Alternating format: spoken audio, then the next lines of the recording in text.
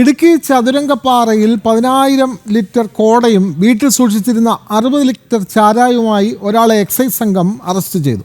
ചതുരംഗപ്പാറ സ്വദേശി ബാബു മാധവനാണ് അറസ്റ്റിലായത്. ഇയാൾക്കൊപ്പം ഉണ്ടായിരുന്ന സുഹൃത്ത് ഓടി രക്ഷപ്പെട്ടു.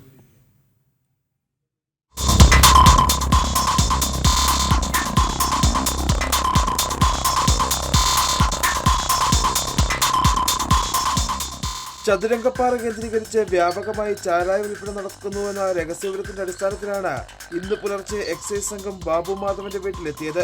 എക്സൈസ് സംഘത്തെ കണ്ട് ബാബുവിന്റെ സുഹൃത്ത് ബേബി ഓടി രക്ഷപ്പെട്ടു. തുടർന്ന് വീടിനുള്ളിൽ നടത്തിയ പരിശോധനയിലാണ് 60 ലിറ്റർ വാറ്റുചാരായം കണ്ടെത്തിയത്. ബാബുവിനെ ചോദ്യം ചെയ്തതോടെ 10,000 ലിറ്റർ കോട സൂക്ഷിച്ചിട്ടുണ്ടെന്ന വിവരവും എക്സൈസിന് ലഭിച്ചു. വീടിന് സമീപത്ത് നടത്തിയ പരിശോധനയിൽ പുറമ്പോക്ക് ഭൂമിയിൽ നിന്നാണ് കോട കണ്ടെത്തിയത്. എക്സൈസ് സ്പെഷ്യൽ സ്ക്വാഡ് പാർട്ടി ഇന്നലെ രാത്രി വൈകി ഏതാണ്ട് 12 മണിയോടുകൂടി ചതുരംഗപ്പാറ വില്ലേജിൽ വെള്ളക്കൽത്തേരി കരയിൽ നിന്നും ഒരു 60 ലിറ്റർ വാറ്റുചാരായം കണ്ടെടുത്ത് 2 പേരെ പ്രതി ചേർത്ത് കേസെടുത്തിട്ടുള്ളതാണ്. ഒരു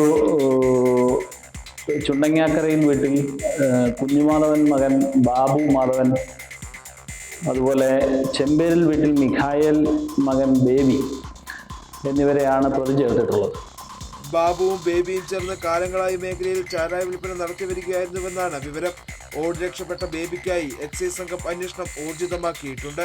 കോടതിയിൽ ഹാജരാക്കിയ ബാബുവിനെ റിമാൻഡ് ചെയ്തു. ജനം, ഇടുക്കി.